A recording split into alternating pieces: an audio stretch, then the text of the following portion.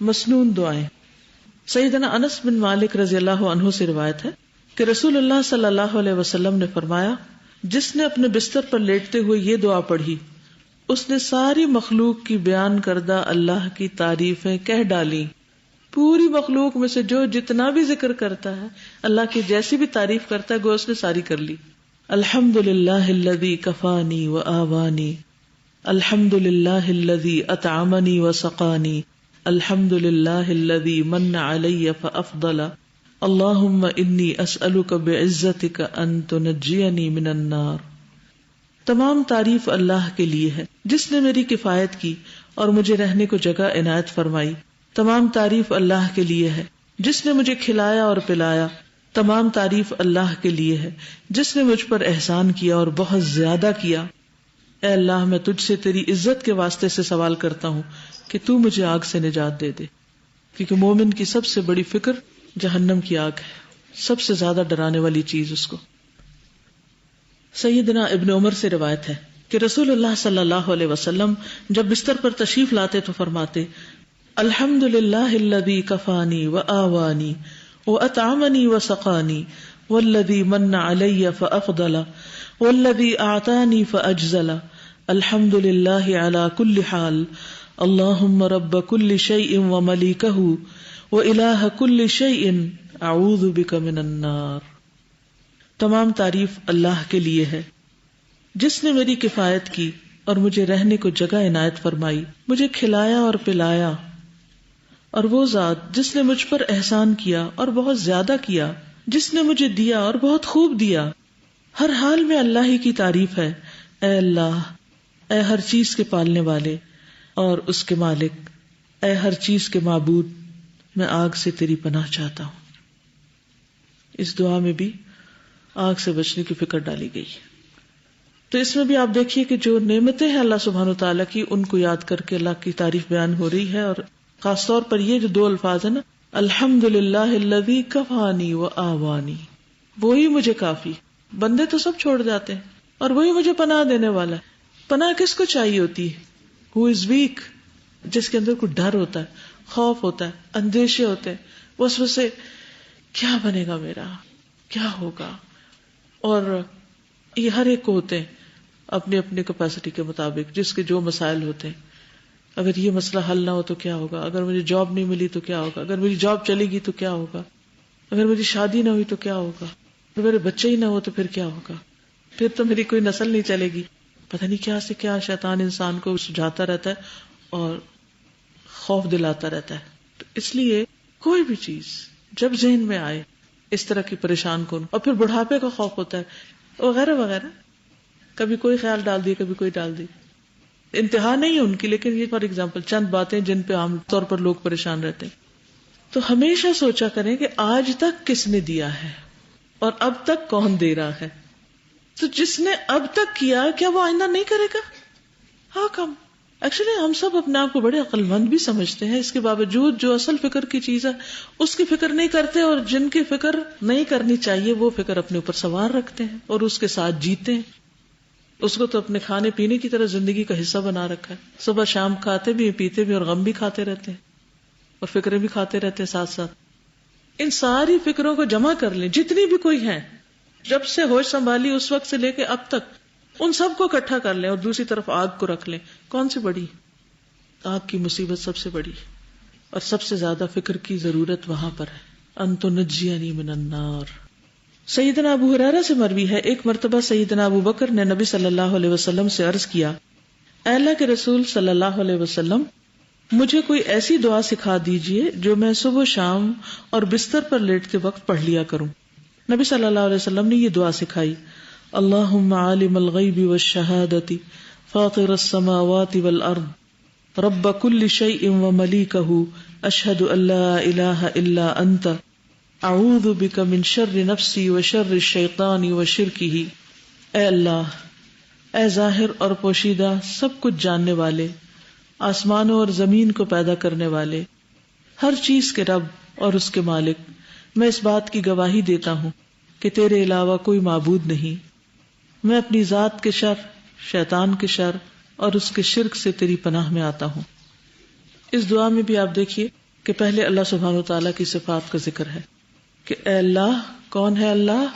جو غیب اور حاضر کا جاننے والا ہے، آسمان و زمین کا پیدا کرنے والا ہے، ہر چیز کا رب ہے اور ہر چیز کا مالک ہے۔ اشہد ان لا الہ الا انت، میں گواہی دیتا ہوں کہ تیرے سوا کوئی الہ نہیں۔ اعوذ بک من شر نفسی، میں اپنے آپ کو تیری پناہ میں دیتا ہوں، اپنے ہی نفس کے شر سے بچنے کے لیے۔ تو اس میں آپ دیکھیے کہ اللہ سبحانہ تعالیٰ کی صفات بیان کر کے، اللہ تعالیٰ کی قدرت کو محسوس کر کے، پھر اپنے نفس کے شر کا اعتراف کر کے اپنے آپ کو اللہ کے حوالے کیا ہوا ہے، اور پھر وہ شر الشیطان و شرکہ، اور شیطان کے شر سے اپنے آپ کو بچانے کے لیے تیرے حوالے کرتا ہوں، اور اس کے شرک سے تیری پناہ میں آتا ہوں۔ ان ساری دعا میں ہم دیکھتے ہیں کہ دعا مانگنے کا جو ایک ڈھنگ یا ایک طریقہ سکھایا گیا وہ یہ کہ پہلے اللہ سبحانہ وتعالیٰ کے اسماء حسنی کا ذکر کیا جائے۔ قرآن مجید میں بھی آتا ہے نا، وَلِلَّهِ الْأَسْمَاءُ الْحُسْنَى فَادْعُوهُ بِهَا، اللہ کے لیے ہیں اچھے اچھے نام، ان ناموں سے اس کو پکارو۔ تو ان ناموں سے ان کو پکارنے کا طریقہ یہی ہے کہ ان ناموں کا ذکر کر کے، ورد کر کے پھر دعا مانگی جائے۔ اور اس میں ایک بات یہ بھی یاد رکھیے کہ بعض اوقات ہم ایک چیز مانگ رہے ہوتے ہیں تو دعا کی قبولیت اس چیز کی نہیں ہوتی، اس کے بجائے کچھ اور بچت ہو جاتی ہے جو اس سے بڑا نقصان ہونے والا ہوتا ہے۔ یعنی جو ہم مانگ رہے ہوتے ہیں اس کی ویلیو کم ہوتی ہے، تو اللہ سبحانہ تعالیٰ کا ہم پر کرم ہوتا ہے کہ وہ دینے کی بجائے کچھ اور دے دیتا ہے یا کسی بڑے حادثے سے بچا لیتا ہے۔ اگلی دعا سیدنا ابو ہریرہ سے روایت ہے کہ نبی صلی اللہ علیہ وسلم نے فرمایا، جو شخص اپنے بستر پر جا کر یہ دعا پڑھے تو اس کے سارے گناہ معاف کر دیے جاتے ہیں، اگرچہ سمندر کی جھاگ برابر ہوں۔ لا الہ الا اللہ وحدہ لا شریک لہ، لہ الملک ولہ الحمد وہو علی کل شیء قدیر، لا حول ولا قوة الا باللہ، سبحان اللہ والحمد للہ ولا الہ الا اللہ واللہ اکبر۔ اللہ کے سوا کوئی معبود نہیں، وہ اکیلا ہے، اس کا کوئی شریک نہیں، اسی کی بادشاہت ہے اور اسی کے لیے تمام تعریف، اور وہ ہر چیز پر پوری طرح قادر ہے۔ اللہ کی توفیق کے بغیر گناہ چھوڑنے کی طاقت اور نیکی کرنے کی قوت نہیں ہے۔ پاک ہے اللہ، اور سب تعریف اللہ ہی کے لیے ہے، اور اللہ کے سوا کوئی معبود نہیں، اور اللہ سب سے بڑا ہے۔ اس میں آپ دیکھیے کہ کون سی چیز ہے یا کون سا کلمہ جو آپ کو آتا نہیں، آتا ہے نا، لیکن اس کا فائدہ نہیں پتا اور اس کو پڑھنے کا ٹائم نہیں پتا، اور اسی وجہ سے پھر پڑھنے سے رہ بھی جاتا ہے۔ تو جاننا اور نہ جاننا برابر نہیں ہوتا۔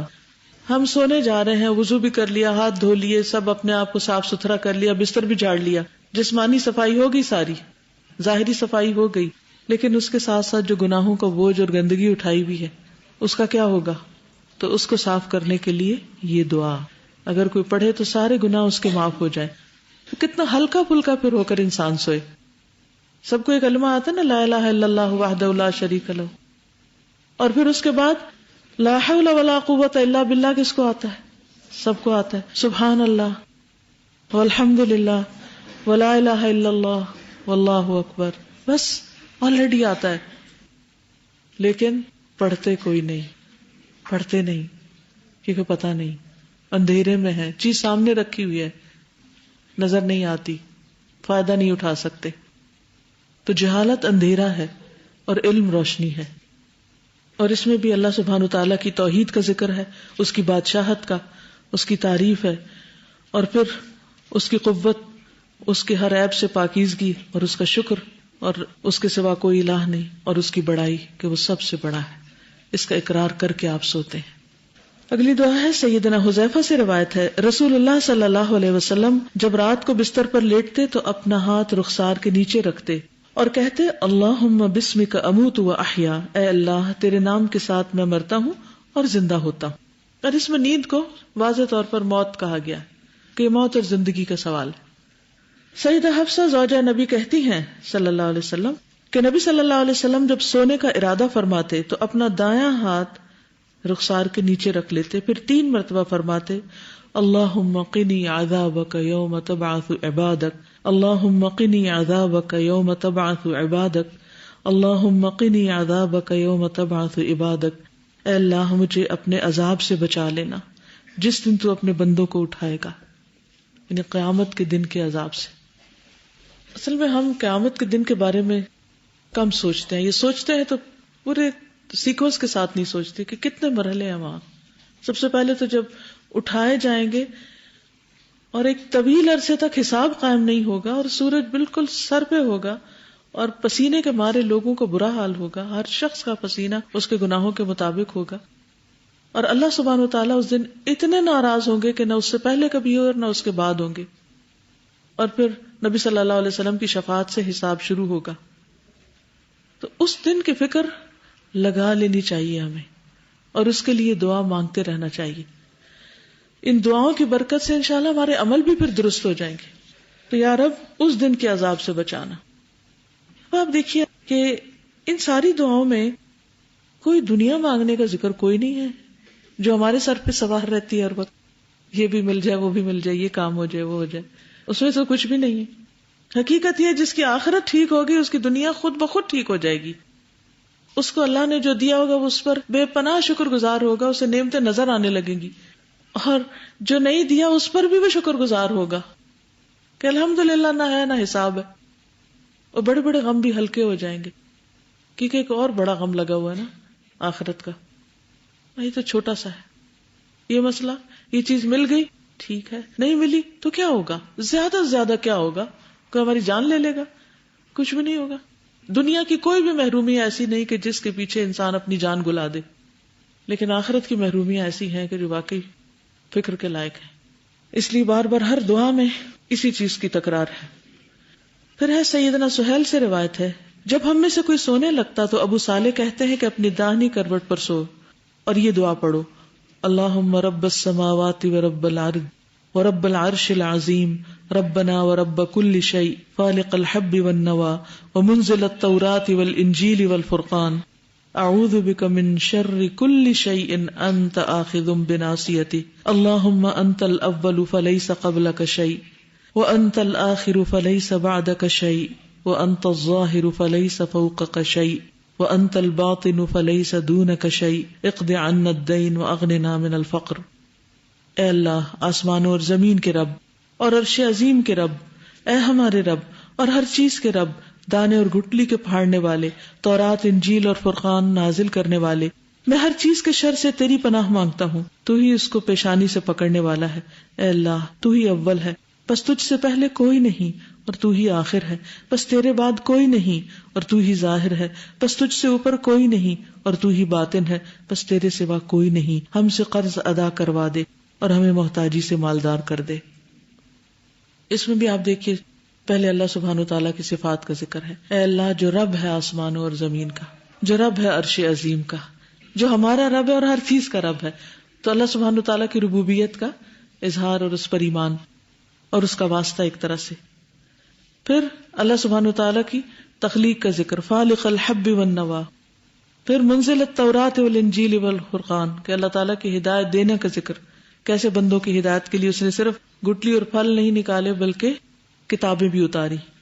اور پھر اپنے آپ کو اللہ کی پناہ میں دینا، اعوذ بک من شر کل شیء، ہر چیز کا شر جس کا بھی انسان کو گمان کر سکتا ہے، خیال کر سکتا ہے، چاہے وہ جنات ہیں، دیو ہیں، پریاں ہیں، یا کوئی وحشی جانور ہے یا انسیکٹس ہے. کوئی بھی چیز جس سے انسان ڈرتا ہے، چاہے چپکلی اور کاکروچ ہے، کوئی بھی چیز. کیا اعوذ بک من شر کل شیء. اور کچھ چیزیں جن کو انسان اپنے لیے بڑے فائدے کی سمجھتا ہے اور ان کا شر بھی ہوتا ہے اور اس کا ہمیں پتہ ہی نہیں ہوتا، تو کبھی ان کے شر سے پناہ نہیں مانگی. کبھی اپنے موبائل کے شر سے پناہ مانگی یا اپنے پسندیدہ کھانوں کے شر سے پناہ مانگی؟ نہیں. ہم اس کے شر کو تو کبھی سوچتے بھی نہیں کہ اس میں بھی کوئی شر ہے. اگر کوئی ہمیں بتائے تو بھی ہم ماننے کو تیار نہیں ہوتے. ہم کہتے ہیں نا ہمیں یہ ذکر نہ کرو، پھر ہمارے یہ کھانا چھوٹ جائے گا. جانتے بوجھتے ہوئے ہم جاہل رہنا چاہتے ہیں ان چیزوں کے بارے میں، حالانکہ ہمارے لیے نقصان دہ. تو کوئی بھی چیز جس کا کوئی بھی شر ہے، کیونکہ من شر ما خلق، ہر چیز جو اس نے پیدا کی اس میں اچھا پہلو بھی ہے اور اس میں تکلیف کا پہلو بھی ہو سکتا ہے. تو ہمیں ہر چیز کے شر سے بچا. انت آخذ بناصیتہ، تو ان کے پیشانی کے بال پکڑے ہوئے، یعنی تیرے کنٹرول میں ہے وہ سب، یہ مراد ہے. اللہم انت الاول فلیس قبلک شیء، اللہ تو سب سے پہلے ہے، تجھ سے پہلے کچھ نہیں، ازلی. وانت الاخر فلیس بعدک شیء، اور تو سب سے آخر میں، تیرے بعد کچھ نہیں، ابدی یعنی ازلی ابدی. زمان کے اعتبار سے اول اور آخر اللہ سبحانہ وتعالی ہی ہے. وَأَنْتَ الظَّاهِرُ فَلَيْسَ فَوْقَكَ شَيْءٌ، ظاہر کا مطلب غالب، تو ہی غالب ہے، تجھ سے اوپر کوئی بھی نہیں. فَلَيْسَ فَوْقَكَ شَيْءٌ وَأَنْتَ الْبَاطِنُ، اور تو ہی قریب ہے، باطن قریب کے معنوں میں ہے. فَلَيْسَ دُونَكَ شَيْءٌ، یعنی تیرے سوا کوئی نہیں، یعنی میرے اور تیرے بیچ میں کوئی نہیں، یہ مطلب ہے، تو اتنا قریب ہے. عام طور پر یہ جب باطن کا ترجمہ ہم کرتے تو ہمیں کنفیوژن ہو جاتی ہے، کیا مطلب اللہ تعالیٰ کہیں چھپا ہوا ہے؟ یہ باطن کا معنی قریب ہے، قرب کے معنوں میں. اقض عنا الدین، اللہ ہمارا قرضہ دور کر دے. عموماً انسان کو قرضوں کی ادائیگی کی فکر ہوتی ہے، مالی معاملات اور مالی پریشانیاں سب سے بڑی ہو جاتی ہیں بعض اوقات، کیونکہ اس میں انسان کی عزت جانے کا خطرہ ہوتا ہے، اور بھی کئی قسم کے خوف انسان کو لاحق ہو جاتے ہیں. اور خصوصاً اگر انسان نے کسی کا کچھ دینا ہو تو ہمارا قرض چکوا دے اور ہمارا فقر دور کر دے، محتاجی، کسی بھی چیز کی محتاجی، بندوں سے بے نیاز کر دے. ٹھیک ہے.